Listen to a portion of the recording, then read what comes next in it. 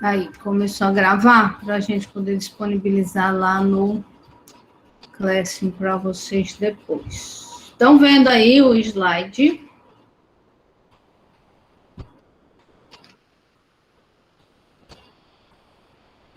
Sim ou não? Sim, sim. Ok. O mouse também dá para ver agora, né? Dá sim. Tá. Então, eu acho que eu coloquei no lugar errado. Peraí, é aqui, ó. Então, vamos lá. O que a gente estava vendo na aula passada? Né? Na aula passada, a gente definiu a velocidade média como sendo a variação da posição em relação à variação de tempo, né? A gente definiu a velocidade média dessa maneira. E a gente quis calcular a velocidade instantânea. Só que para fazer isso, a gente teve um problema, porque a velocidade ia para o infinito quando a gente fazia o tempo pequeno. Então, a gente arrumou uma maneira de fazer essa conta, e essa maneira é a definição do que é uma derivada. E o que eu quero que vocês entendam neste momento é que essa derivada, né, que a gente representa dessa forma aqui, dr dt, essa derivada representa ou significa a taxa de variação da posição em relação à variação de tempo, né? Derivadas integrais, vocês vão aprender lá em cálculo 1, direitinho, como que faz, ok? Agora, vocês só precisam entender que a derivada é a taxa de variação. Nesse caso aqui, de posição em relação ao tempo. E a gente viu também lá na aula passada, que sendo a velocidade constante, a taxa de variação dela é nula, eu não tenho aceleração. E aí a gente fez uma continha e achou a equação que vocês chamam de sorvete, né? Posição final é igual à posição inicial mais a velocidade vezes o tempo.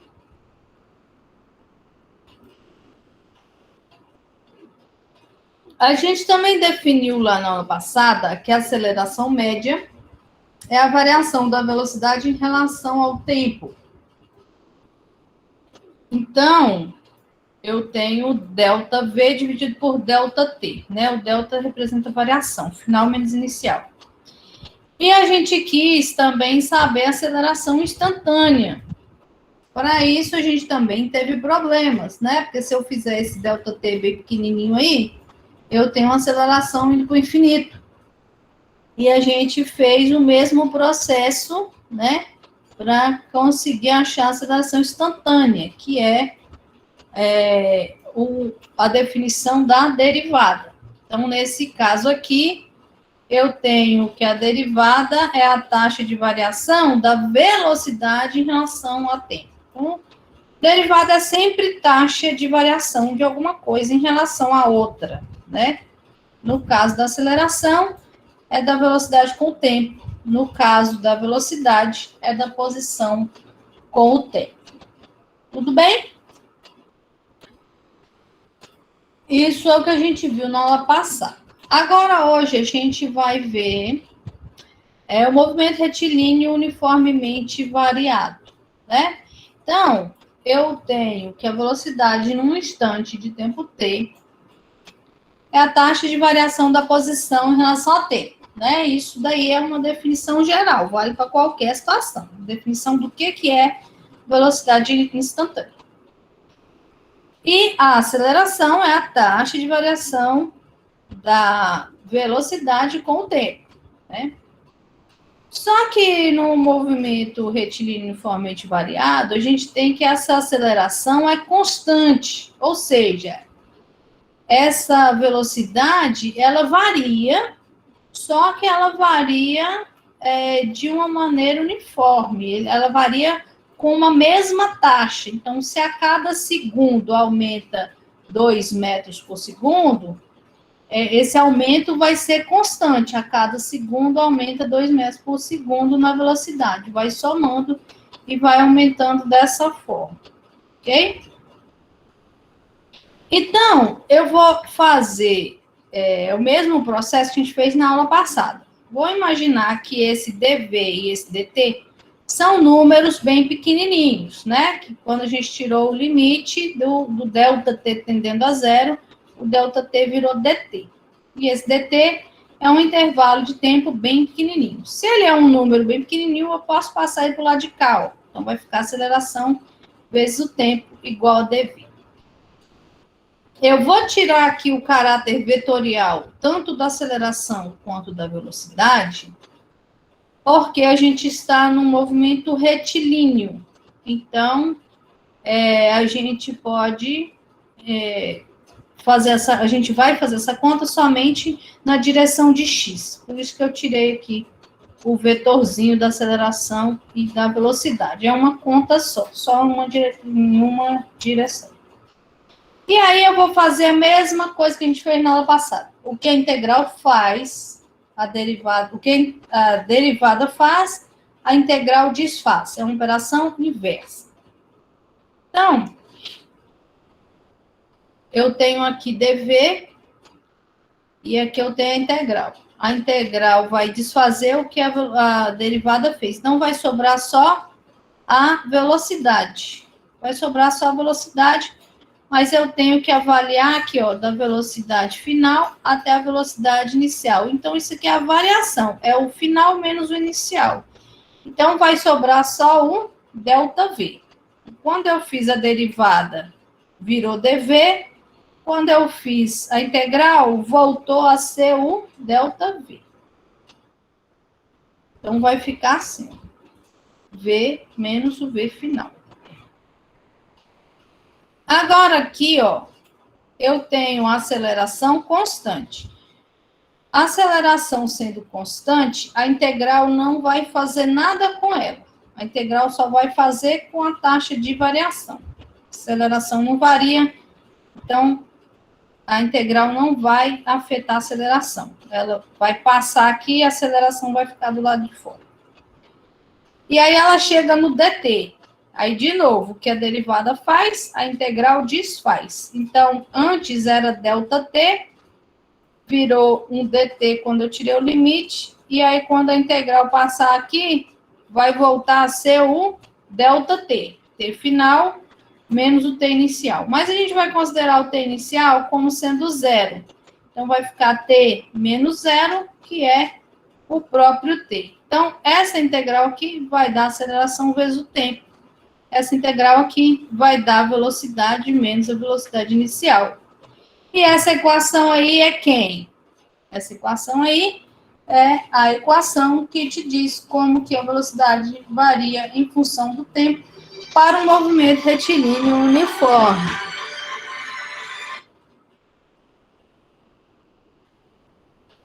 Ok? Que vocês já sabiam lá do ensino médio. Mas eu sei que a velocidade é a taxa de variação da posição com o tempo, né? Eu vou colocar aqui no lugar desse R o x, porque a gente está falando em só uma direção, né? Direção de x. Então, essa conta é uma só, é só em uma direção. Então, no lugar do V, eu vou colocar dx dt, tá aqui. O V0 é um número. O que é o V0? É a velocidade inicial, a velocidade que ele tinha no tempo t igual a zero. Esse valor não vai mudar. Ele é o mesmo, porque é o valor que ele tinha num determinado instante de tempo. Eu não posso substituir ele por uma taxa de variação, porque ele é constante. Ele é o valor que tinha no tempo t igual a zero. Então, ele vai ficar assim mesmo, V0. E aí, eu vou passar esse dt, né, pensando que ele é um número pequenininho, vou passar ele para o lado de cá multiplicando. Então, vai ficar assim. Do lado de cá vai ficar o dx, do lado de cá vai ficar essa soma multiplicada por dt. E aí eu tenho que fazer a integral de novo, né? Do lado de cá, eu tenho a integral, o dx. A integral desfaz o que a derivada faz. Então, aqui virou dx, vai voltar a ser ΔX, que é o x final, menos o x inicial. Beleza. Agora, do lado de cá, o que vai acontecer? Isso daqui é um número, então vai ficar V0 vezes o dt. Aí vai acontecer a mesma coisa aqui, ó. Quando a integral chegar no V0, não vai fazer nada com ele, porque ele é um número, é constante, não vai atuar nele, vai atuar só no dt. Quando ele atuar no dt, vai sobrar o t, igual aconteceu aqui, ó. Vai ficar V0 aqui, dt, e aí quando a integral passar por ele, vai ficar a velocidade inicial vezes o tempo. E a integral é uma operação linear. Então, a soma das integrais, a integral da soma é igual à soma das integrais. Então, quando ele chegar aqui, vai ser essa integral mais essa integral. Então, quando ele chegar aqui, a aceleração vai sair de novo, né? Só que eu tenho um tzinho aqui, ó. Um tzinho multiplicando o dt. Então, vai ficar a integral de t dt.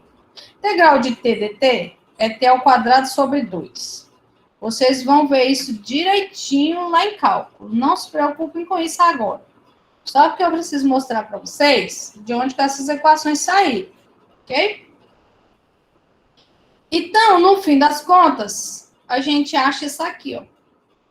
Que é a equação que vocês viram lá no ensino médio, né? Posição final é igual a posição inicial, mais a velocidade inicial vezes o tempo, mais meio de aceleração t ao quadrado. Ok? Tudo bem até aqui?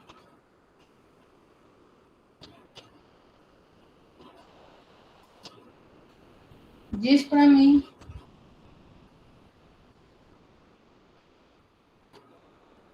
Sim, professora. Tá. Professora, eu só não entendi essa última partezinha, quando a senhora fez eu esqueci o nome desse símbolo. Da integral? Isso, da integral da parte do t ali, ó, depois da aceleração. Só não entendi essa partezinha, É quando a integral chegou aqui, a aceleração vai para fora, tudo bem, né? Que ela é constante. Aí fica a integral de t dt. A integral de t dt, eu tenho que integrar esse t aqui que tá multiplicando o dt. E o resultado dessa integral, t dt, é t ao quadrado dividido por 2. Eu acho que você não vai conseguir entender o porquê disso nesse momento. Mas você vai entender quando você estudar isso lá em cálculo. Eu respondi sua pergunta?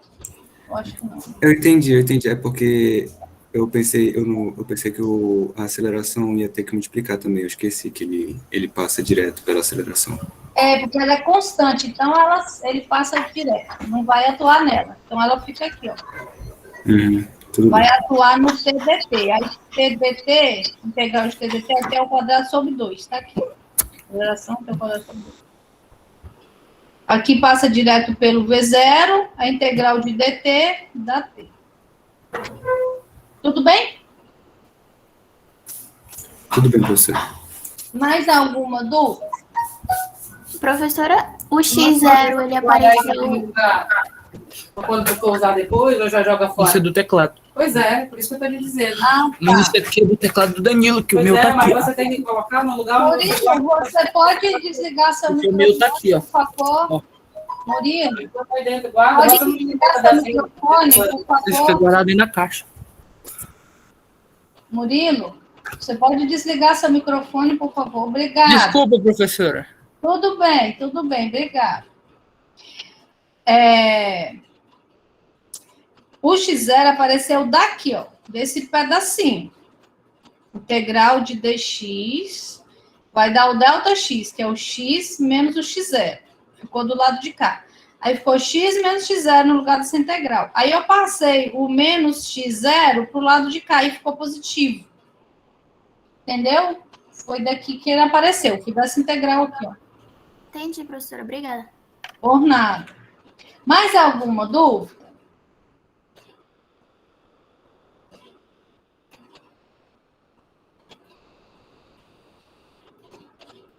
Mais alguma dúvida ou tá tudo bem? Podemos seguir?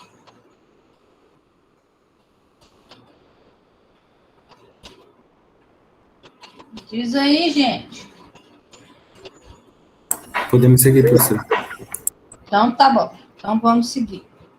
Então, a gente achou essas 3 situações, né? A equação da posição em função do tempo, da velocidade em função do tempo, e a aceleração é constante, né? Para o movimento retilíneo uniformemente variável.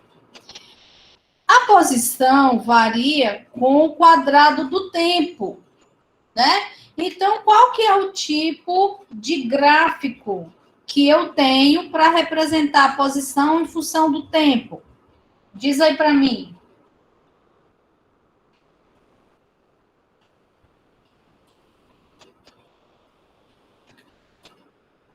Qual é o gráfico? De t ao quadrado, x é função de tempo quadrado. Diz para mim qual que é o tipo de gráfico. Qual que é o nome da curva? Parábola? Uma parábola, né? Uma parábola. Se o meu movimento é representado por esse gráfico aí, ó, que apareceu para vocês, o que é que eu posso dizer da posição inicial, x0, da velocidade inicial, v0, e da aceleração? Quais são as informações sobre esses 3 termos que eu tiro só olhando esse gráfico? Diz aí para mim.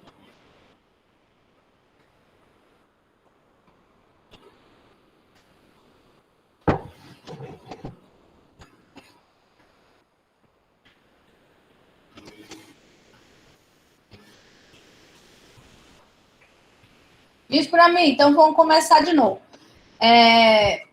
Quem é o x0? Diz para mim. 0. 0, ótimo. Qual é o sinal da velocidade? Positivo ou negativo? Positivo? Positivo. Por que que ele é positivo? Eu estou aqui, ó, aumentando a posição. Não estou aumentando, eu estou indo 2, 4, 6, até o 20 lá. Certo? E essa posição, à medida que o tempo passa, vai mudando cada vez mais rápido. Ó, vai mudando cada vez mais rápido. Começou a mudar aqui devagarzinho e aí já está mudando bem rápido aqui no final. Então, a velocidade está na mesma direção do deslocamento. Então, essa velocidade é positiva. E o que eu posso dizer sobre a aceleração? Ela é constante, mas e o sinal dela? Positivo ou negativo? Diz aí para mim. Positivo? Positivo, né? Porque eu tenho essa concavidade voltada para cima aqui, ó, né? Como que ficaria o gráfico da velocidade em função do tempo?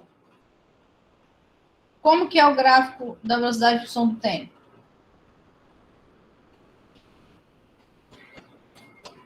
Diz para mim. É uma reta, aumenta de forma constante. Isso, é uma reta. Ela aumenta de forma constante. Tá bom. Uma taxa de variação constante, né? Porque a aceleração é constante, entendi. Então, a velocidade depende linearmente do tempo, então ela vai ser uma reta, mas ela é uma reta subindo assim, ó, ou é uma reta descendo assim? Se é positiva, está subindo. Para essa situação aqui. Não, mas ela podia ser positiva e a reta está descendo. Mas ela é subindo por quê? Porque a aceleração também é positiva. Então, essa velocidade está aumentando, ó. A velocidade está aumentando. Tudo bem? A aceleração é positiva. A velocidade também é positiva. Por quê? Porque a posição está aumentando. Está aumentando a posição. Então, velocidade e posição têm a mesma direção. E a aceleração também tem a mesma direção. Então, a velocidade vai aumentar. Ok? Aumenta de forma linear. Agora, se, por exemplo, eu vou mudar o sinal da aceleração. Agora a aceleração é negativa. Como que fica esse primeiro gráfico aqui? Diz para mim. A parábola teria que ser para baixo? Isso, a concavidade fica virada para baixo. Certo? A concavidade fica virada para baixo. Eu não mexi na velocidade, pelo menos não na direção dela, né? E aí, como é que fica o gráfico dela?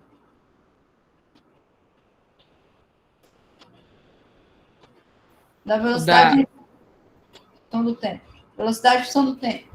Da velocidade ficar reta, virada para baixo.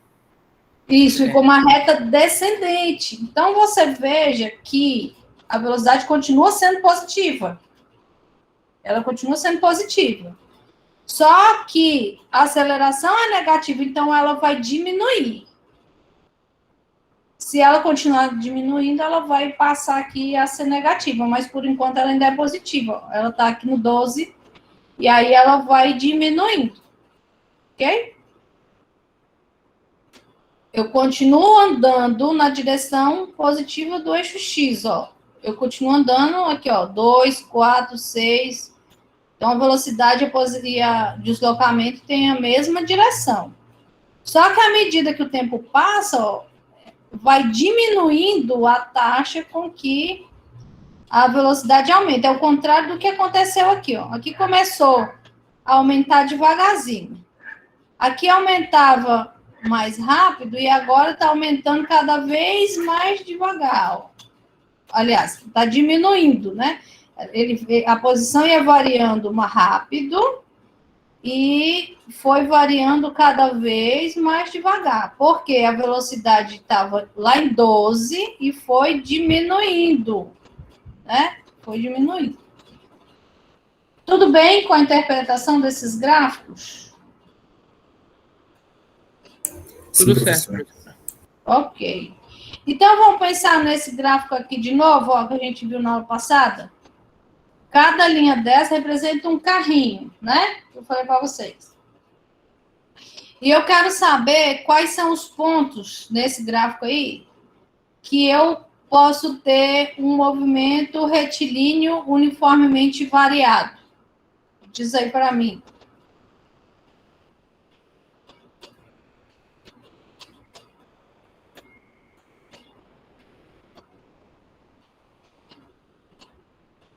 Diz para mim. Todos? Todos? Não sinto. Não, na parte. Porque, de... se você for ver pelo início, eles estão com velocidade zero. Sim. E teve o aumento de velocidade, então um movimento variado. Se for ver por esse caso. Depois, alguns carros ficam com a velocidade constante. Mas se for ver pelo começo, que eles saíram de velocidade zero, eu imagino que seja todos. Isso. Nesse pedacinho aqui, eles estavam parados e aí eles aceleraram, né? Então tem ali uma curvinha ali, uma parábolazinha, né? Naquele comecinho ali. Então todos eles começaram dessa forma. Ok. Depois eles seguem com velocidade constante, né? Aqui ele está indo com velocidade constante. Então, uma linha reta. Beleza. E em quais outros pontos que eu tenho um movimento possivelmente retilíneo uniformemente variado? Quando os Quando carros eles ficam param. parados. Sim. Alguém disse nas curvas, né? Que seriam nesses locais aqui, ó, onde eu tenho a diminuição da velocidade, né? Todos esses pontinhos aqui em que eu tenho um redondinho assim, parecendo uma parábolazinha, eu posso pelo menos aproximar esse movimento por um movimento retilíneo uniformemente variado, né? Porque quando você acelera o carro, você pisa no acelerador até um certo ponto e para, né, o pé lá, deixa o pé lá quieto naquele ponto. Pisou até um ponto e fica lá. Quando você aperta até um determinado ponto no acelerador do carro, você está mantendo a aceleração constante. A aceleração vai variar se você aperta mais ou menos, né, o pé no acelerador. Se você aperta até um determinado ponto, essa aceleração é constante. Normalmente, a gente faz isso, né? Pisa até um determinado ponto e fica com o pé lá, mantendo a aceleração constante. Ok? Muito bem. Então, eu quero saber quanto tempo o carro leva para percorrer a trajetória até o final. Ok? Na aula passada, a gente calculou a velocidade que o carro descreve aqui nessa parte em que ele mantém a velocidade constante, lembra? A gente achou que a velocidade final dele era 13 metros por segundo. Vocês se lembram, né? A gente calculou a velocidade que ele tinha na parte em que ele estava com velocidade constante. Agora a gente vai ter que saber aqui, ó, essa partezinha em que eu tenho esse movimento uniformemente variado, né? Ele vai de 0 até 13 metros por segundo, né? Então, ele vai daqui até 13 metros por segundo, varia de 0 até 13. Depois que ele chega em 13 metros por segundo, ele continua, né, a trajetória com movimento uniforme. A gente está pensando aqui nesse primeiro carro. Esse primeiro carro não vai parar no sinal, né? Ele segue com velocidade constante depois que ele atinge os 13 metros por segundo. Então, eu vou dividir esse movimento em duas partes. A primeira parte é essa em que eu tenho um movimento retilíneo uniformemente variado. E a velocidade varia de 0 até 13. Ok? Então, eu preciso saber quanto tempo ele leva nesse movimento retilíneo uniformemente variado. E depois eu tenho que calcular quanto tempo que ele leva até chegar lá no 500, né? Que ele quer o tempo que ele leva para chegar no final da trajetória, né? De 0 até 500. Então, eu vou chamar esse tempo aqui, ó, em que ele passa em movimento retilíneo uniformemente variado, de T1. Como que eu posso calcular o T1? Posso calcular o T1 usando essa expressão aqui, ó, V igual a V0 mais aceleração vezes o T1. Vamos supor que essa aceleração do carro fica em torno de 2 metros por segundo ao quadrado. Ok? É uma aceleração média aí dos carros de passeio. Então, eu sei que a velocidade inicial dele é 0. Ó. Se você ver aqui, se você passar uma reta tangente aqui no ponto ó, inicial, ela é horizontal. Ó. A velocidade é 0. Ok? Então, a velocidade inicial é 0, velocidade final é 13, aceleração é 2. Então, eu vou calcular o tempo como sendo a velocidade final, já que essa aqui é 0, né? Dividido pela aceleração, que eu estou considerando igual a 2. Então, 13 dividido por 2, o tempo que ele leva acelerando de 0 até 13 é 6,5 segundos, ok? Então, eu achei o tempo que ele passa em movimento retilíneo uniformemente variável. Agora, eu quero achar o tempo T2, que é o tempo que ele leva desse ponto aqui de movimento retilíneo uniformemente variado até chegar no final do trajetório. Só que para eu achar o tempo T2, eu preciso saber aonde que ele estava no tempo T1, né? Que eu tenho que descontar esse pedacinho que ele andou, estando em movimento uniformemente variado. Então, eu posso calcular a distância x1, que foi a distância que ele andou enquanto estava acelerando, como sendo o x0 mais o v0t mais meio de at ao quadrado, t1 ao quadrado, né? Isso aqui é o tempo, a distância que ele percorreu nesse tempo aqui. O x0 é zero, né? A gente considerou aqui que ele saiu do zero. O v0 também é zero, que a gente está considerando aqui, ó, que a velocidade é zero no início da trajetória. A aceleração é 2 e o tempo T1 a gente já calculou aqui, que é 6,5. Então, a posição x1, o carro vai estar na posição x1 no tempo T1. E isso vai ser igual a aceleração dividido por 2, T1 ao quadrado, porque esse cara é zero, esse cara é zero. Então, substituindo aqui, ó, o tempo T1 é 6,5 segundos. A aceleração é 2, divide por 2, e o tempo T1, 6,5 ao quadrado. Ok? Então, essa distância que ele percorreu enquanto estava acelerando foi de 42,25 metros. Tudo bem? Alguma dúvida até aqui? Diz aí para mim se tem dúvida.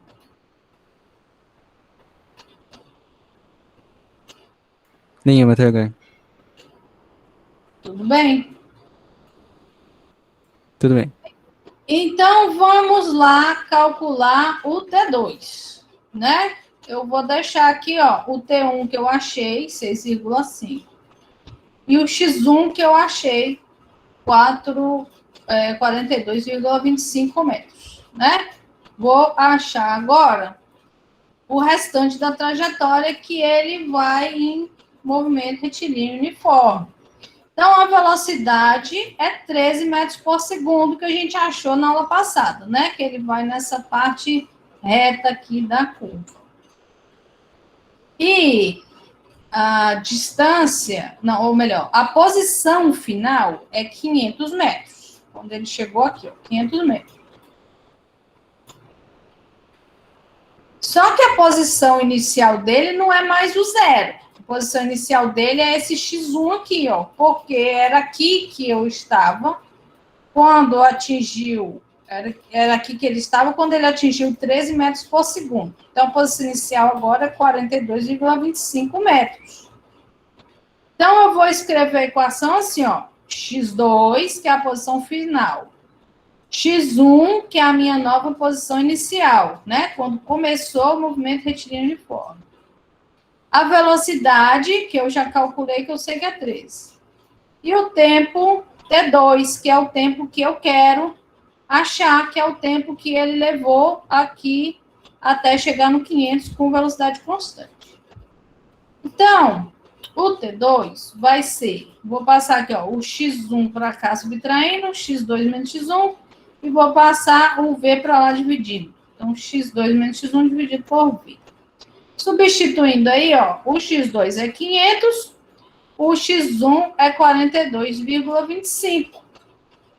E a velocidade é 13 metros por segundo. Então, fazendo essa continha aí, ó, eu acho que o T2 é 35,21 segundos. 35,21 segundos. Ok? E qual que é o tempo total dele sair aqui do x igual a 0 e chegar lá no 500? É o tempo T1 mais o tempo T2. Então, ele leva em torno de 41,71 segundos. Tudo bem? Alguma dúvida aí? Professora, a primeira conta no slide anterior, ela foi referente a essa parte curva e essa segunda, a parte que tinha aceleração e essa segunda, a parte que ele não tinha aceleração, que a velocidade estava constante? Exatamente. A primeira parte a gente considerou esse pedacinho aqui, ó. O pedacinho em que eu estou acelerando, de 0 até chegar em 13. Essa é a conta, né? Esse pedacinho aqui, ele está acelerando. Então, ele gasta 6,5 segundos acelerando e percorre uma distância de 42,25 metros enquanto está acelerando, o movimento retilíneo uniformemente variável. Perfeito. Agora, eu preciso saber o quanto ele gasta de tempo quando ele está com velocidade constante. Só que aí ele começa ó, no x1 igual a 42,25 e vai até o 500. Essa é a segunda parte. Ele vai com velocidade constante. Aí eu achei o tempo e o tempo total é a soma dos dois, para ele ir de 0 até 500. Respondi sua pergunta? Sim, professora, obrigada. De nada. Mais alguma dúvida?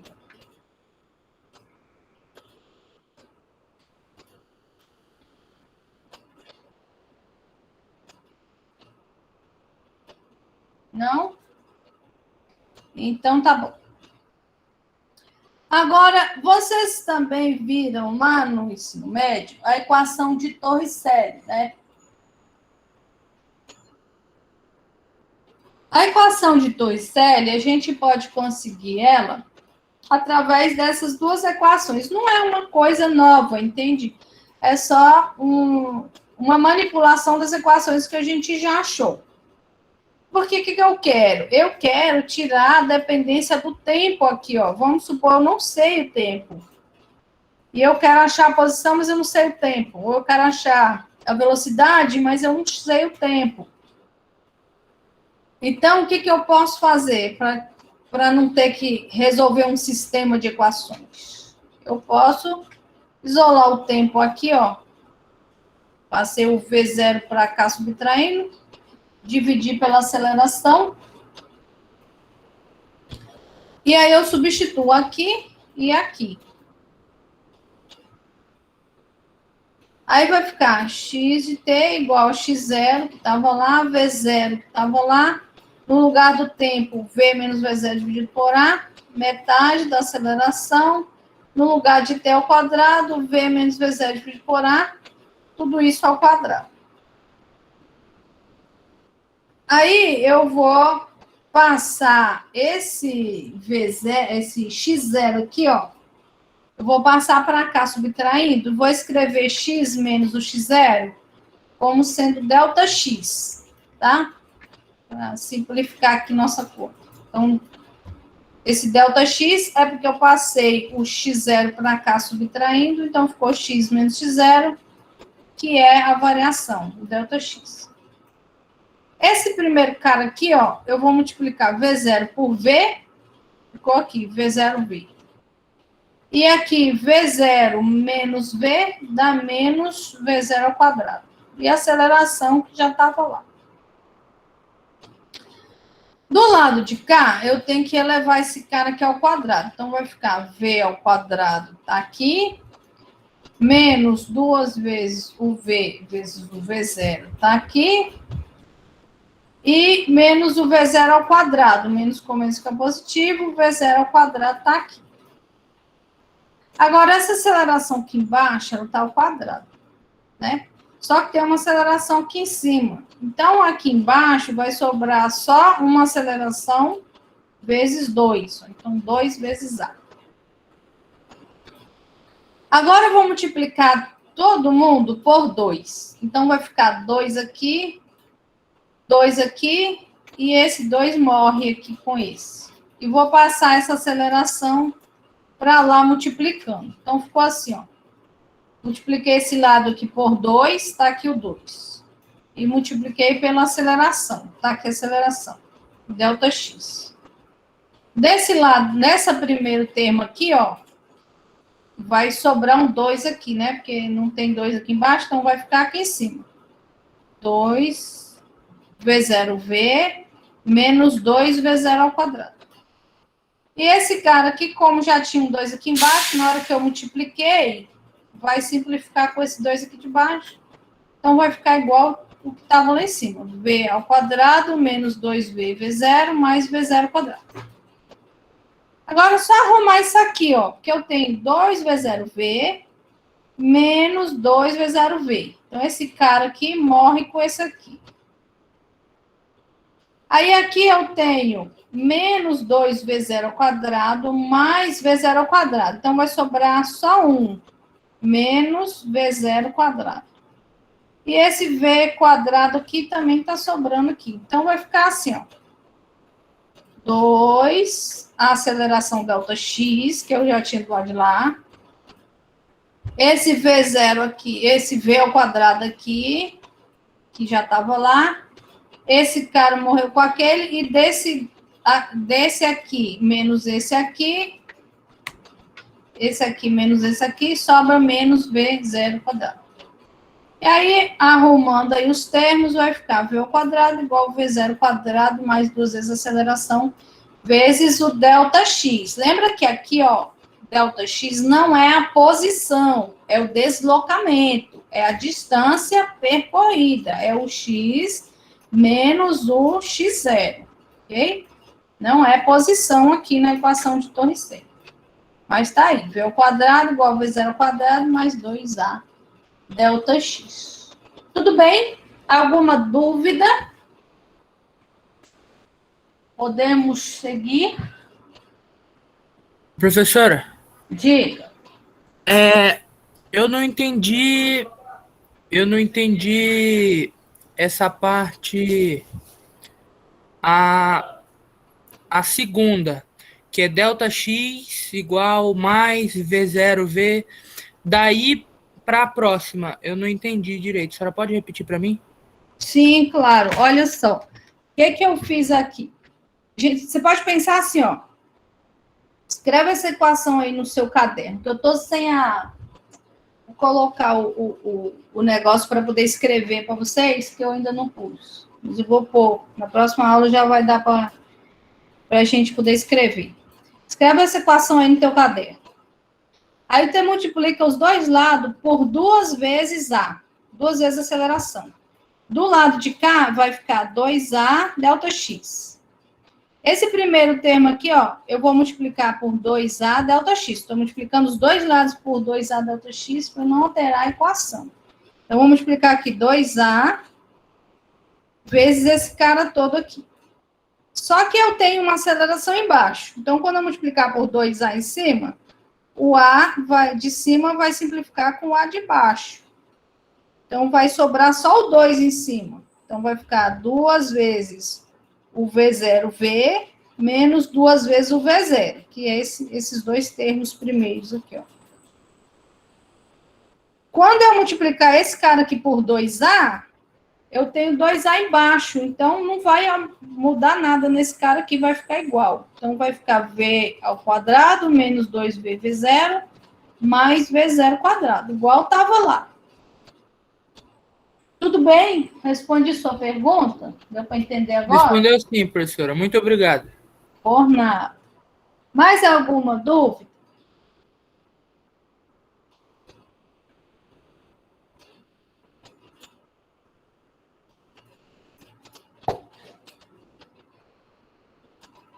Podemos seguir?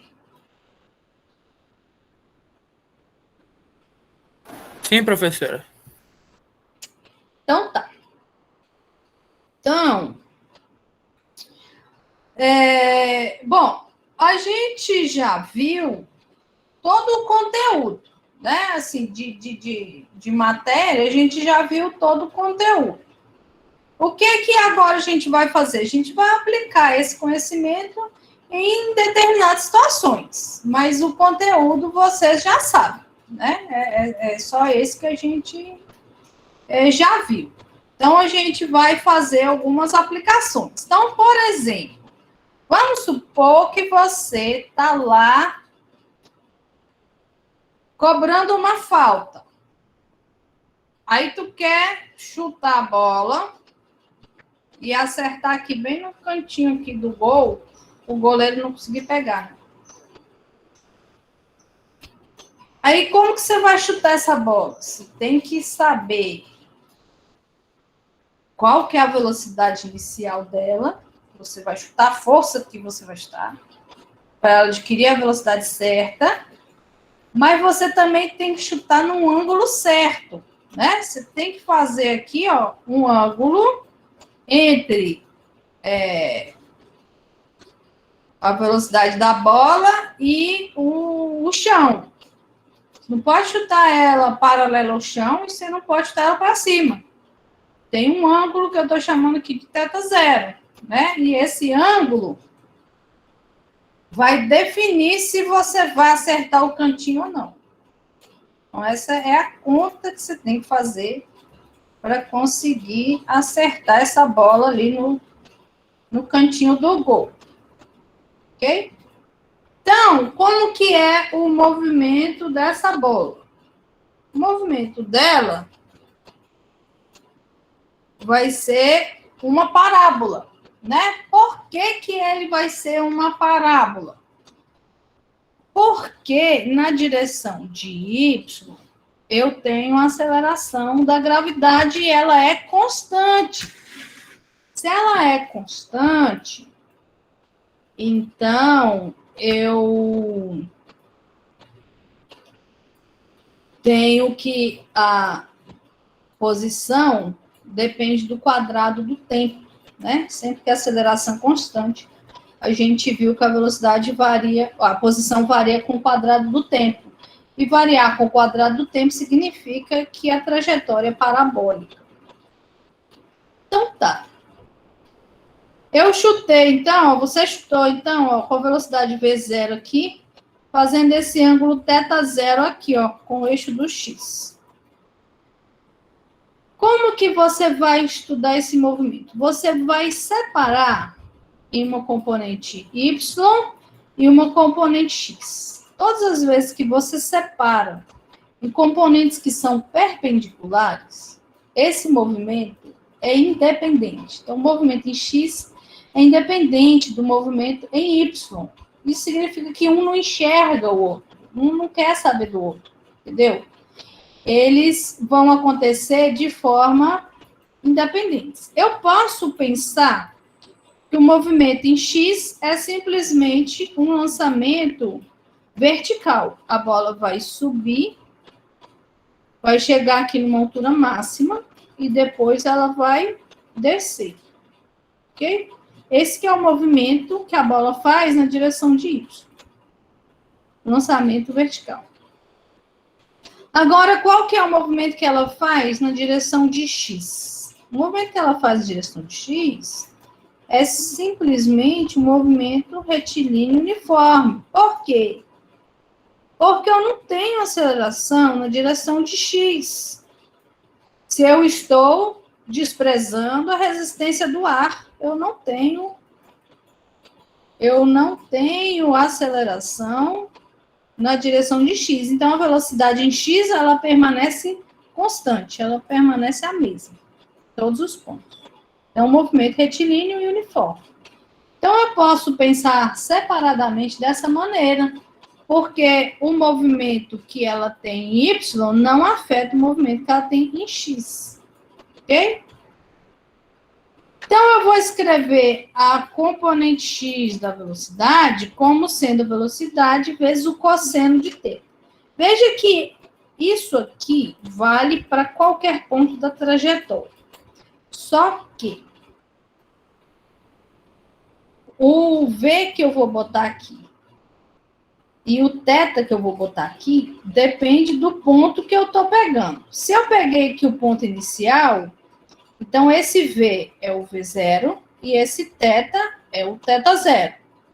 Se eu pegar nesse ponto aqui, ó, eu tenho que pegar esse V aqui e esse ângulo θ aqui, ó.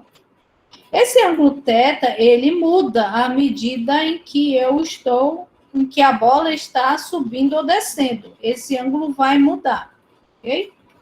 O θ0 é sempre o mesmo, é o ângulo que você chutou no tempo t igual a 0.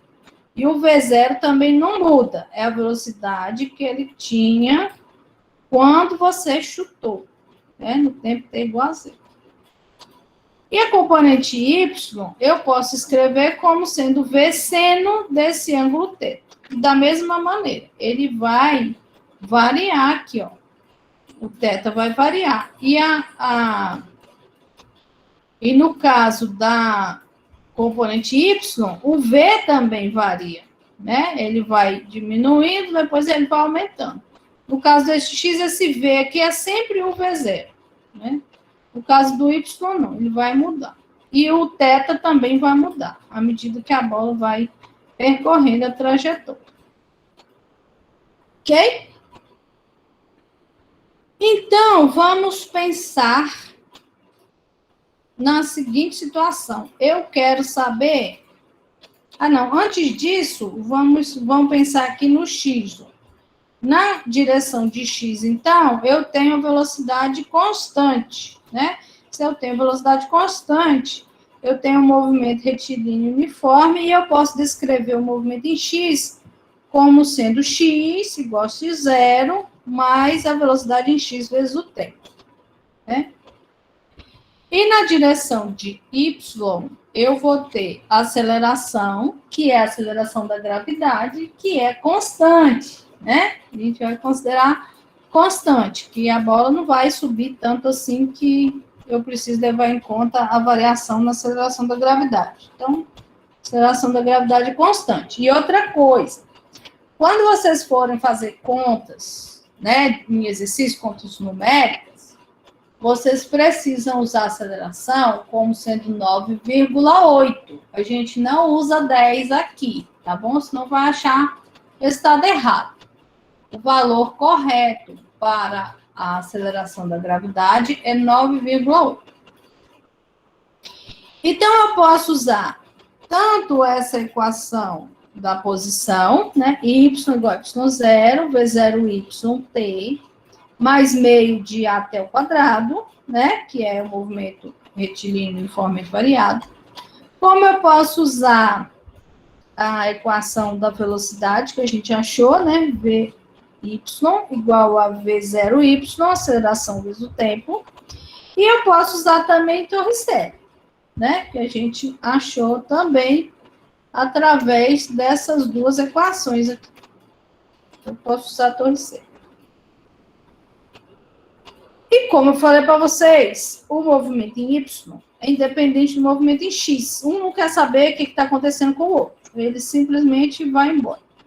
Mas tem uma ligação entre eles. Qual que é a ligação entre eles? Acontece que o tempo que eu levo para percorrer a distância em X,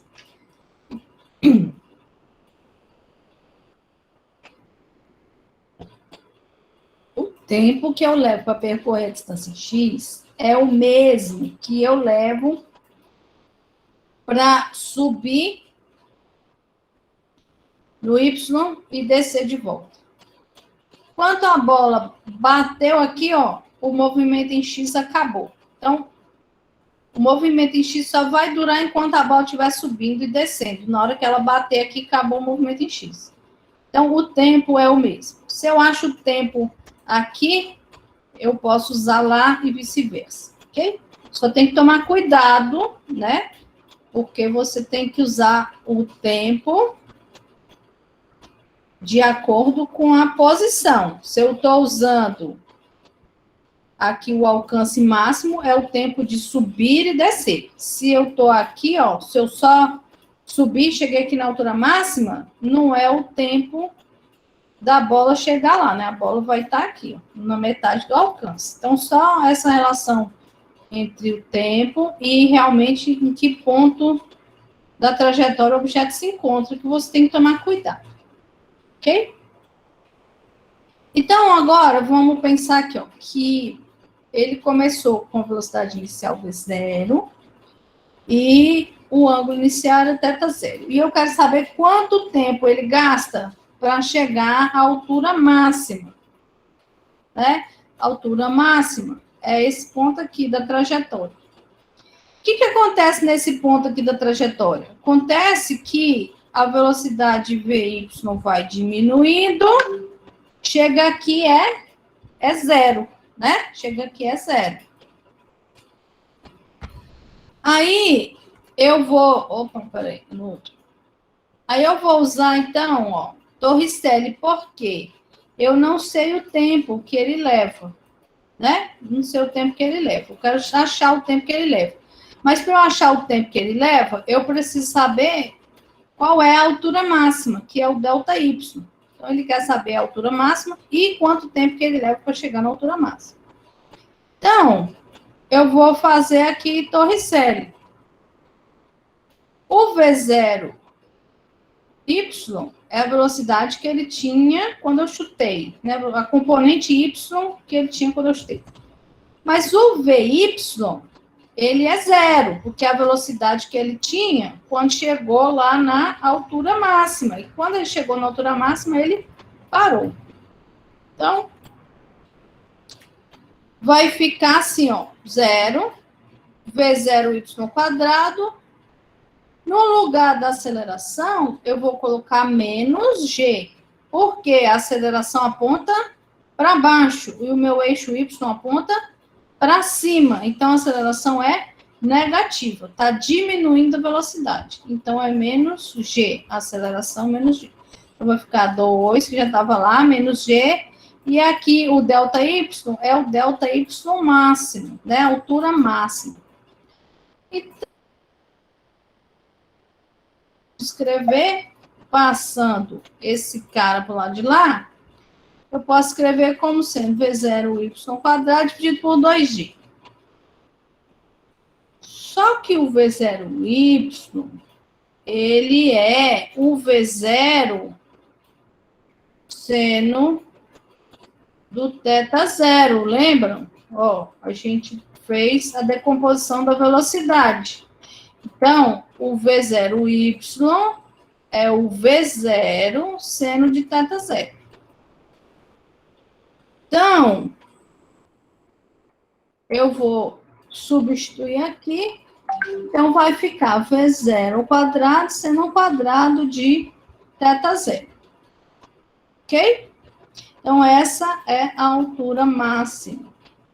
Agora, uma coisa importante. Eu não quero que vocês decorem essas equações. Eu quero que vocês entendam de onde elas saíram. Por que não pode decorar? Porque tem situações em que vocês não vão saber identificar corretamente quem que é o θ0, quem que é o V0, quem que é o Y máximo, quem que é o T máximo. Vocês vão ter dificuldade de fazer essa identificação. Então, se vocês souberem como achar, vocês resolvem qualquer problema. Se você decorar, você pode ter dificuldade na interpretação de como usar essa fórmula que você decorou, ok? Então, não é para decorar, é para entender como que faz.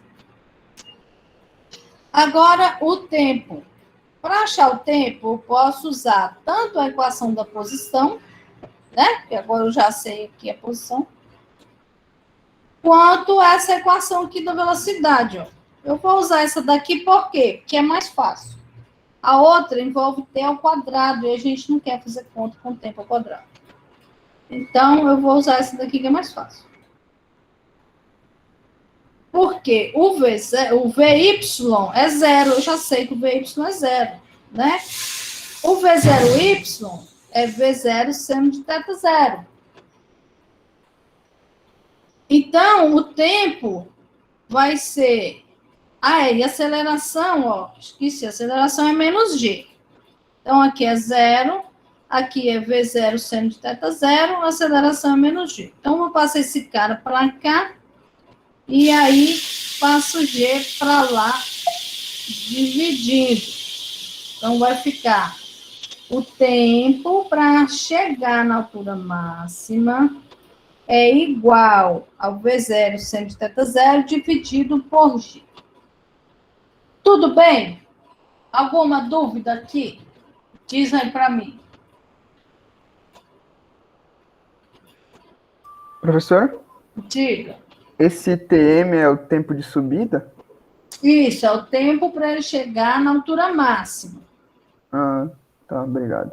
Só o tempo que ele levou para subir. Quanto tempo ele leva para descer? É a mesma coisa. A mesma coisa, porque não tem, a gente não está considerando resistência do ar. Então, não tem motivo para ele descer mais rápido se a aceleração da gravidade não vai mudar. Então, o tempo que ele leva para subir é o mesmo tempo que ele leva para descer. Então, o tempo total é 2 vezes esse TM. Ok?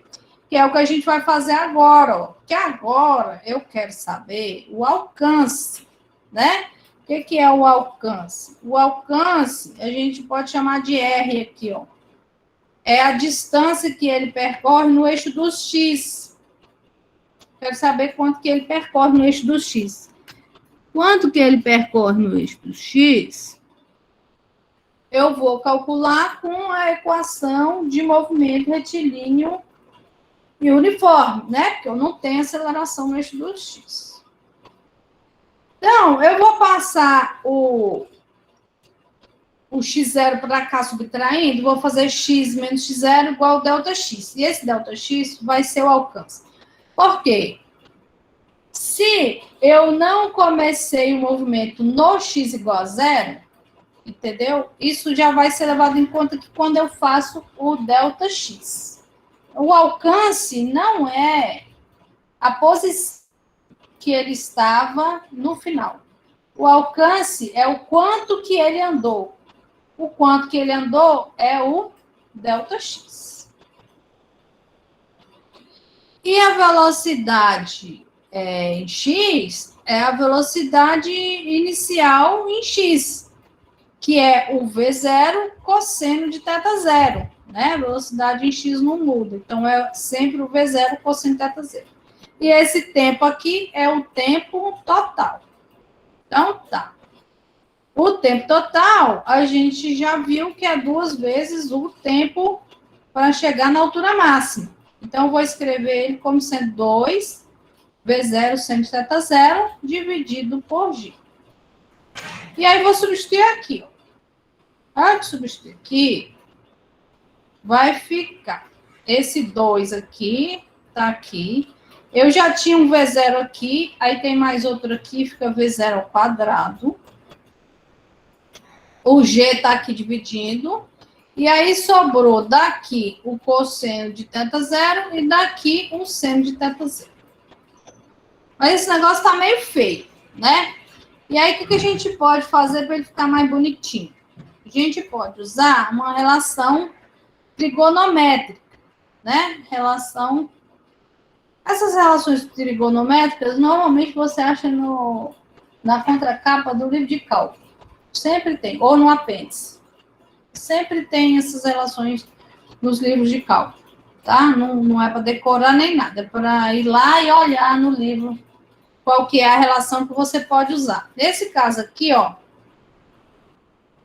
eu tenho que 2 vezes o seno de um ângulo alfa vezes o cosseno do ângulo alfa é seno do 2α. Então, eu tenho 2 aqui, seno de θ0, cosseno de θ0. Então, 2 seno de θ0, cosseno de θ0, eu posso substituir como sendo seno de 2θ0. Então, eu vou substituir aqui, ó.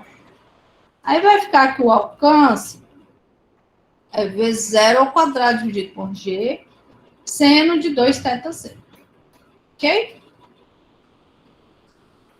Tudo bem? Alguma dúvida até aqui?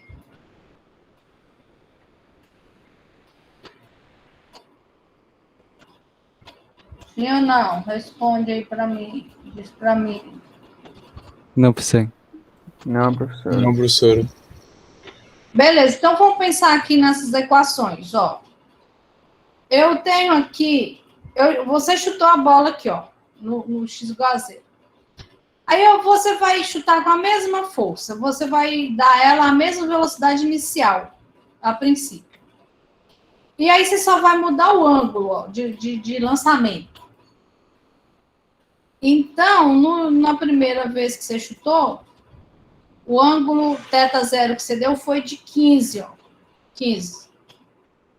Aí seu alcance foi lá para 20 metros, né? Só atingiu 20 metros.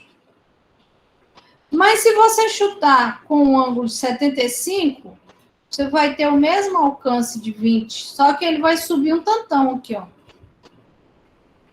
E vai acertar lá no 20 do mesmo jeito. Por que isso acontece? Porque aqui eu tenho 2 θ0. E se eu pegar aqui 15 vezes 2 dá 30. 75 vezes 2 dá 150. 150 mais 30 dá 180. Então, são ângulos complementares. Isso significa que o seno deles é igual. Toda vez que eu tenho dois ângulos que a soma deles dá 180, o seno deles é o mesmo. Então, por isso que eles têm o mesmo alcance, ó, vai dar o mesmo resultado. Na hora que eu colocar aqui 2 vezes 15, e na hora que eu colocar aqui 2 vezes 75, o resultado vai ser o mesmo. Então, eles têm o mesmo alcance. A mesma coisa vai acontecer quando eu chuto a 30 e quando eu chuto a 60. 2 vezes 60 dá 120. 2 vezes 30 dá 60. 60 mais 120 dá 180. Então, o seno de 2 vezes 30 é igual ao seno de 2 vezes 60. Só que o alcance vai aumentar, vai lá para o 35. Em vez de 20, eu consigo chegar lá no 35. Quando eu aumentei o ângulo de 15 para 30 e quando eu diminuí de 75 para 60. Quando que eu consigo atingir a máxima distância? Quando eu chuto a 45. Quando eu chuto 45, eu vou ter a máxima distância. Se eu aumento mais o ângulo, eu começo a diminuir a distância. Então, o alcance máximo, ele acontece em 45 graus. Agora, se eu coloco aqui, ó, o ângulo de 45 e mudo a velocidade inicial, aqui a gente estava mantendo a velocidade inicial constante. Agora eu vou só mudar a velocidade para o ângulo de 45, né? Tem um alcance máximo. Então, a velocidade vai interferir tanto no alcance, né? Se eu chutei aqui com 10, eu cheguei perto do 10, ó, do 10 metros de alcance. Se eu chutei aqui com 20, eu cheguei lá um pouquinho depois do 40 metros de alcance. Se eu chutei com 30 metros por segundo, eu cheguei lá um pouquinho depois dos 90 metros por segundo. Então, eu vou aumentar tanto o alcance quanto a altura máxima, né? Vou aumentar os dois. Ok? Então, é isso aí que você tem que fazer para você conseguir acertar sua cobrança de falta lá no cantinho do gol. Tudo bem? Professora, a questão sempre vai trazer qual é o ângulo? Não, nem sempre. Às vezes pode ser justamente essa pergunta. Posso perguntar para você, com qual ângulo você tem que chutar a bola para acertar o gol que está não sei quantos metros de distância, aí te dou a altura da trave, e tem até um problema desse para vocês resolverem no final desse slide. Tudo bem? Tudo, professora. Alguma dúvida mais aqui?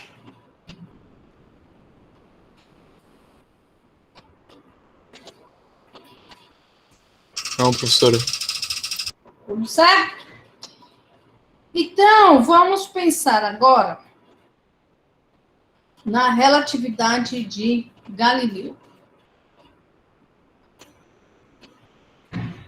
Vocês podem pensar que a primeira pessoa que falou sobre relatividade foi Einstein, mas não foi.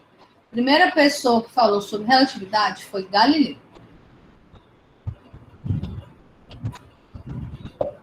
Relatividade de quê? Relatividade do movimento.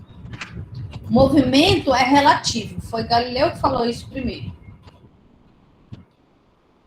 Como que ele é relativo? Vamos pensar aqui, ó. Eu tenho um barco, certo? Tenho esse cara aqui que está na proa do barco, que é o Sagredo. E tem esse cara aqui, que é o Salviati. Tá no mastro do navio com uma bolinha na mão. Essa discussão, ela foi feita no livro que Galileu escreveu, que chama Diálogo sobre os dois máximos sistemas do mundo, Ptolomaico e Copérnico, né? Então, Galileu começou a discutir o que Ptolomeu dizia, o que Copérnico dizia, o que Aristóteles dizia, e foi construído a teoria dele. Então, o exemplo que ele deu foi esse aí, ó. Porque ele queria mostrar que o movimento era relativo ao referencial que você está observando. E isso era muito complicado para as pessoas entenderem naquela época, né? Até hoje eu acho que tem muita gente que ainda tem uma certa dificuldade de entender isso aqui. Mas, enfim, vamos ver aqui como que funciona, ó. Então, o Salviati está segurando aqui uma bolinha em cima do mastro, né? E a pergunta é, qual é a trajetória que o Sagredo vê? Ou seja, mesma pergunta de outra forma.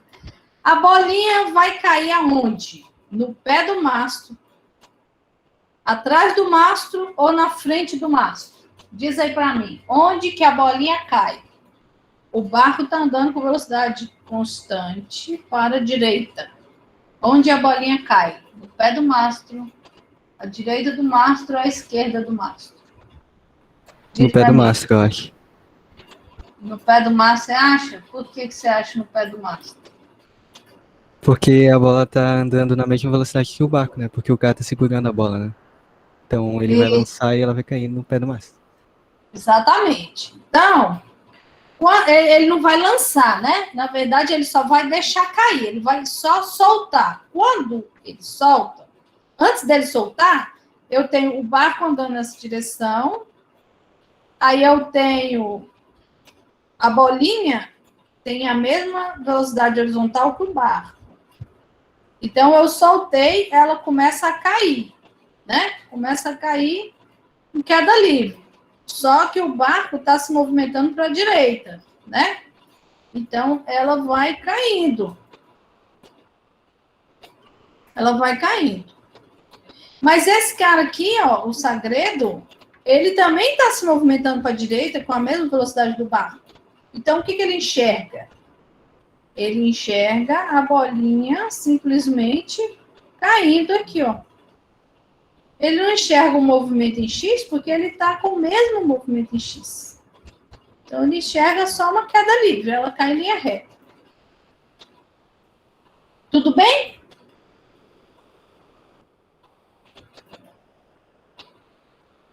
Tudo bem, professor? Tudo bem. Agora, e se esse cara aqui, ó, Simplício, ele está aqui no porto, olhando de fora. Ele está num referencial fixo, parado ali no porto, olhando o barco navegar. O que o Simplício enxerga? Ele vê um arco pra direita. A bola caindo fazendo um arco pra direita. Ele vai ver uma trajetória parabólica, né? Por que ele vai ver uma trajetória parabólica? Porque para ele, inicialmente, a bolinha só tinha velocidade em X. Então, para ele, a bolinha está andando nesse sentido aqui, ó, né? Antes do Salviati soltar, ele enxergou a bolinha fazendo isso. Na hora que o Salviati soltou, ele vai enxergar a bolinha indo para a direita e caindo, né? Mas ela vai cair de toda maneira no pé do mastro. Só que ele enxerga uma trajetória parabólica. Tudo bem? Sim, professor. Tudo bem. Então, olha só. Tem aqui um trenzinho andando para a direita e um garoto lá dentro do vagão. Ó. O garoto está jogando a bola para cima. Para ele, ó, a bolinha sobe e desce.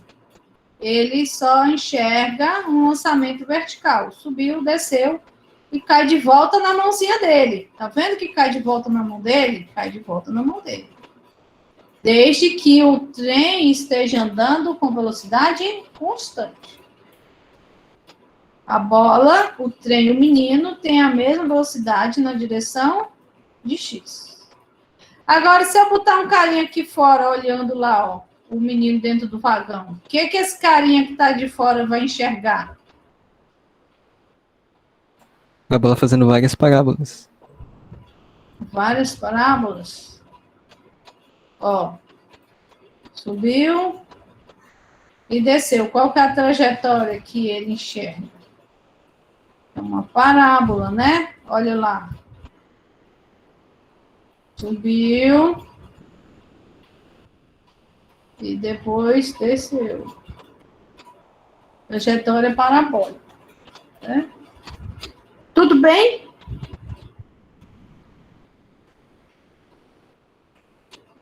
Sim, professor. Só me desce. Tudo bem. Então, vamos pensar aqui no movimento relativo.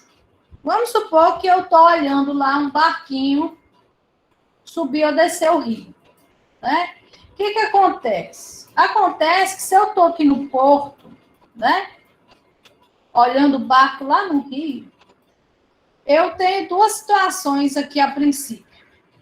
Se o barco está descendo o rio, a velocidade que eu vejo ele descendo o rio vai ser uma velocidade maior do que a velocidade que mostra lá no velocímetro dele. Por quê? Porque o que eu estou vendo é a água empurrando o barco para baixo e o barco andando em relação à água. E o contrário acontece se esse barco estiver subindo o rio. Eu vejo a água puxando o barco para baixo, descendo o rio, e o barco tentando subir o rio. Então, eu vejo ele subindo o rio com uma velocidade muito pequena, né? Então, como que funciona essas relações entre a velocidade, né? Que você vê dependendo do referencial. Quando eu estou aqui só subindo ou descendo o rio, essa maneira de encontrar a velocidade é relativamente fácil, mas eu posso ter, por exemplo, um barco atravessando o rio, que é o problema que a gente vai resolver em seguida, e aí pode não ser tão direto assim. Então, o que eu vou mostrar para vocês agora é a forma geral que você vai usar para achar essas relações em qualquer situação. Então, eu vou marcar aqui, ó, a posição do porto, né?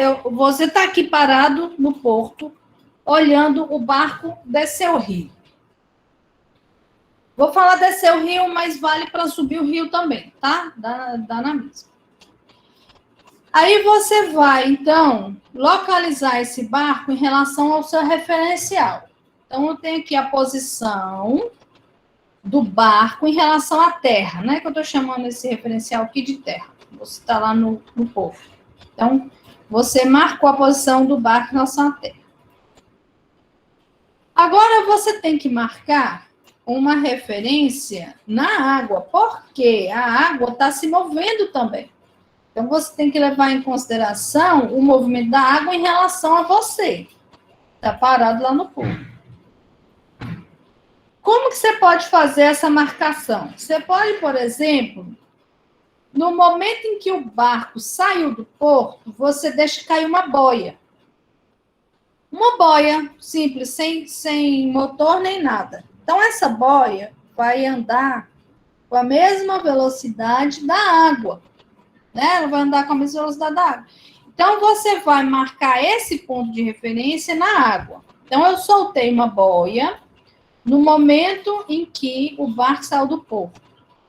E essa boia vai marcar a posição inicial que o barco tinha em relação à água, ok? Então, você vai marcar a posição do barco em relação a essa boia para representar a posição no referencial da água. Tudo bem? Algum problema com esse referencial? Porque às vezes as pessoas têm dificuldade de compreender isso.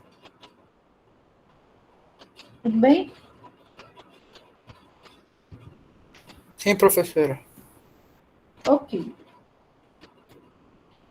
Então, uma coisa importante.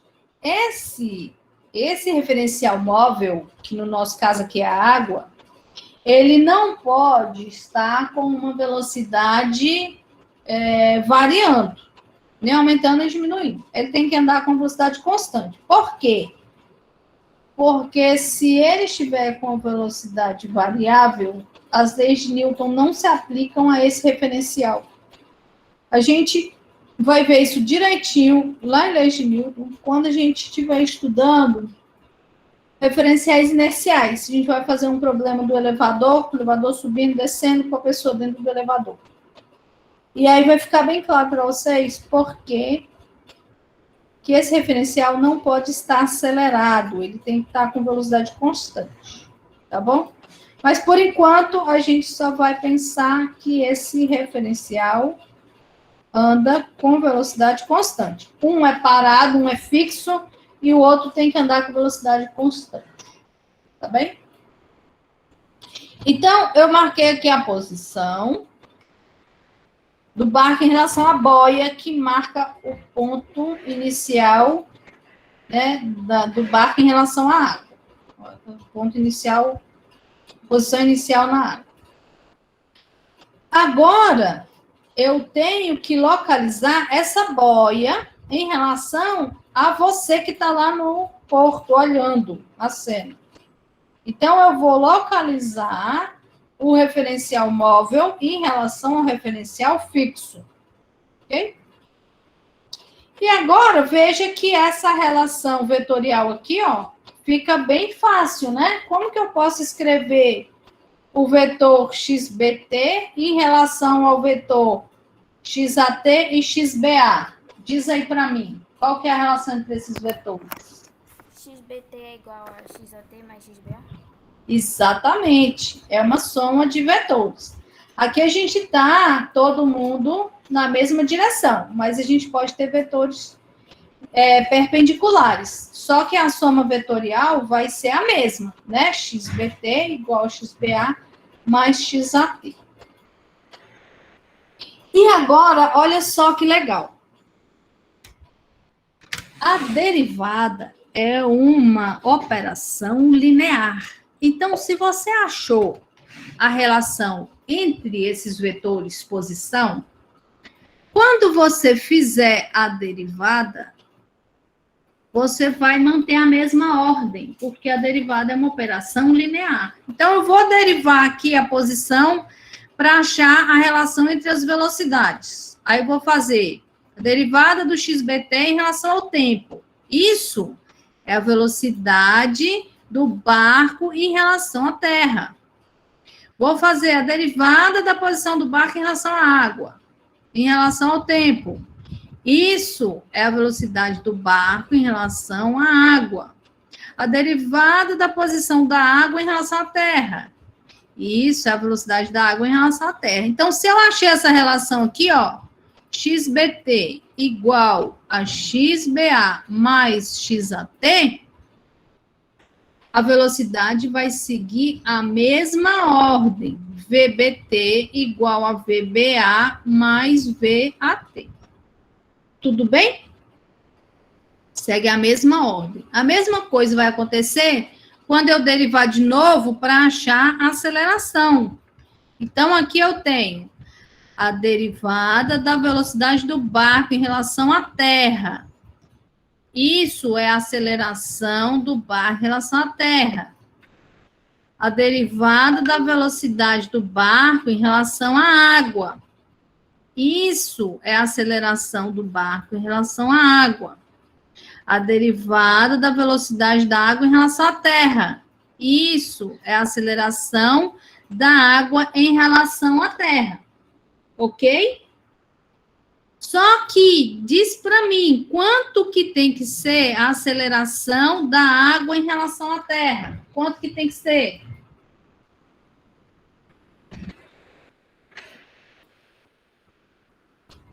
Tem que ser quanto? 0, porque ela é constante. Isso, tem que ser 0, porque senão as leis de Newton não se aplicam. Então, olha que legal. A aceleração é independente do referencial. Qualquer referencial que você olhar, a aceleração vai ser a mesma. Olha só. Vamos supor que você está aqui no porto, né? Olhando o barquinho descer. Aí você vai ver o barco descendo com aceleração ABT. Aí eu sentei aqui na boia, ó, que você jogou a boia, eu sentei aqui na boia e tô na origem do referencial móvel olhando o barco descer o rio. Qual que é a aceleração que eu vejo sentada aqui na boia? A mesma que você. Então, a aceleração não depende do referencial, desde que você esteja trabalhando com referenciais inerciais. Se o referencial estiver acelerado, aí isso vai mudar, ok? Mas a gente vai trabalhar com referenciais inerciais. Então, a aceleração é a mesma, independente do referencial. Tudo bem? Sim, professora. Tudo bem. Então, tem um probleminha aqui, ó, que é o barco atravessando o rio. Então, o barco está indo para o norte com uma velocidade de 10 km por hora. E a água do rio vai para leste com 5 km por hora. Cuidado com as unidades, porque as unidades no sistema SI é metro por segundo. Então, quando o problema te dá velocidade de quilômetro por hora, você tem que transformar, tá bom? Na letra A, ele quer saber onde que o barco vai chegar, né? Porque ele quer ir para o norte e a água do barco está indo para o leste. Então, ele quer saber a velocidade que você, estando lá na margem do rio, vai enxergar, né? Então, tá aqui, ó. O barco saiu com essa velocidade aqui, ó. Velocidade do barco em relação ao rio. Saiu com essa velocidade aqui. Essa daqui é a velocidade do rio, que vai para leste. Qual a velocidade que você enxerga o barco estando aqui, na margem? Você vai enxergar a soma desses dois vetores, que é isso aqui, ó. O barco vai vir pegar. Ele direcionou o barco desse jeito, mas a água empurra ele. Ele anda para lá, a água empurra para cá. Então, ele não vai chegar aqui. Ele vai chegar lá. E aí, ele quer saber qual é essa velocidade aqui, ó. Que é a velocidade que você enxerga estando lá na margem. Ok?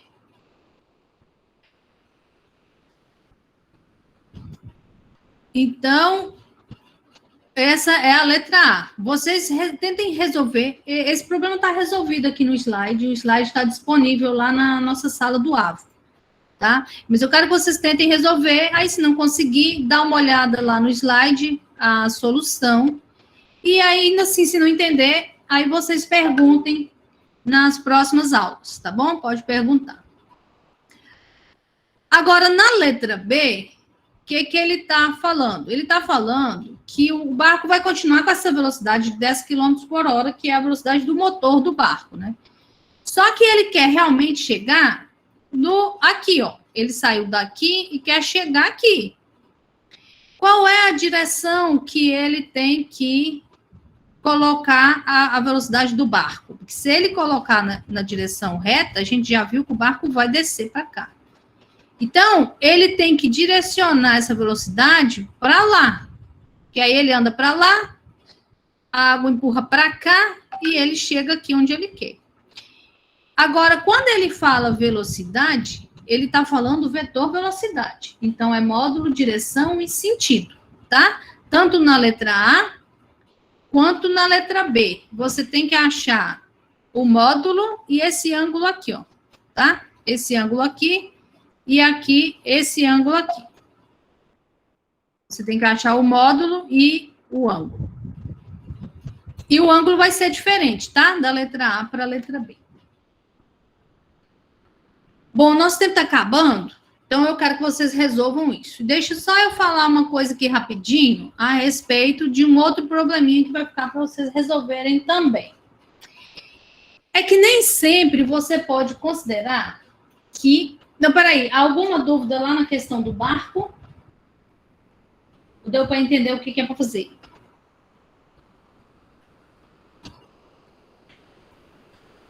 Tudo bem com o barco? Sim. Sim. Tudo certo. Diga.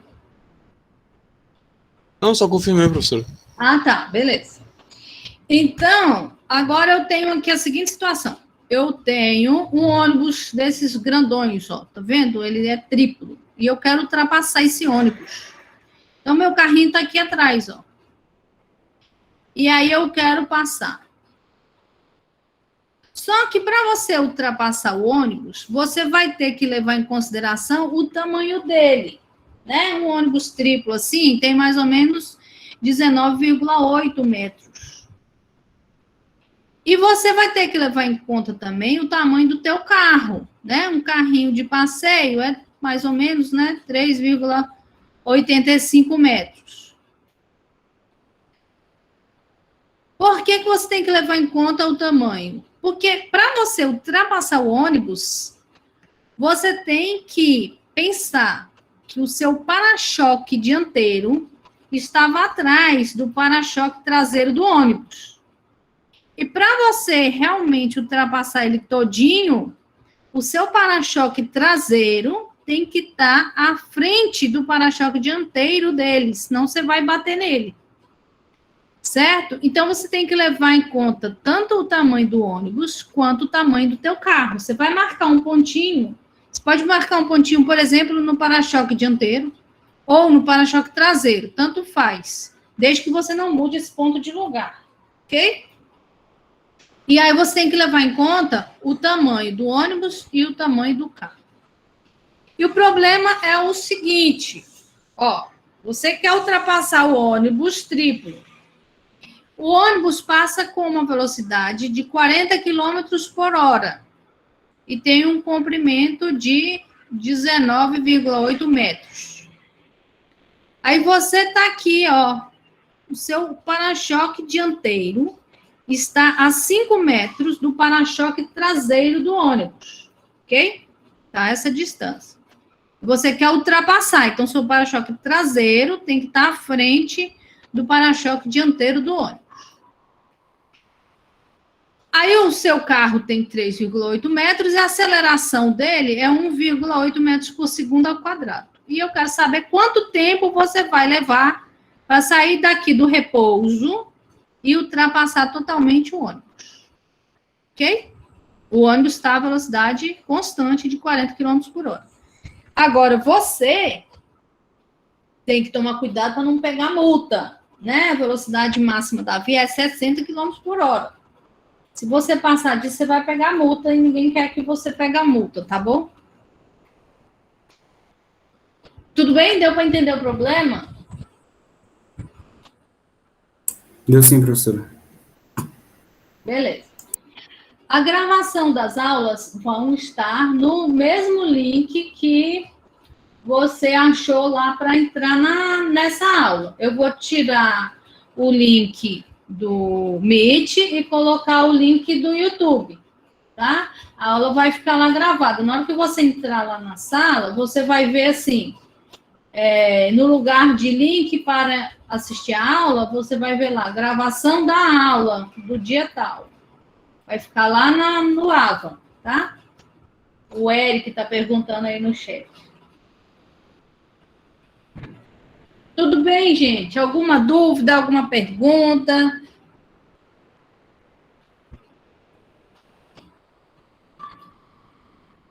a gente já terminou o assunto dessa parte, tá? Agora a gente entra em movimento circular, mas eu falei para vocês que movimento circular a gente vai ver depois de leis de Newton, que a gente vai ficar uma semana todinha só estudando movimento circular. Então, agora o assunto de cinemática já está encerrado e eu quero que vocês estudem para a gente fazer um questionário no final da semana, tá? Então, vocês vão estudar, vão fazer exercício. O questionário não vai ter questões de demonstração, nem de usar derivada, nem de usar integral. Vão ter questões para vocês fazerem contas, né? E responder o valor numérico, mas vai ter também questões conceituais, tá? Para vocês entenderem a situação e explicar o que está acontecendo. Tudo bem?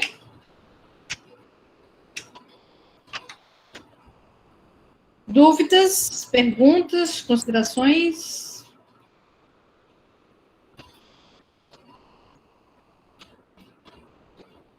Por enquanto não, professora. Por enquanto não? Então, tudo bem. Então, até quinta. Até quinta.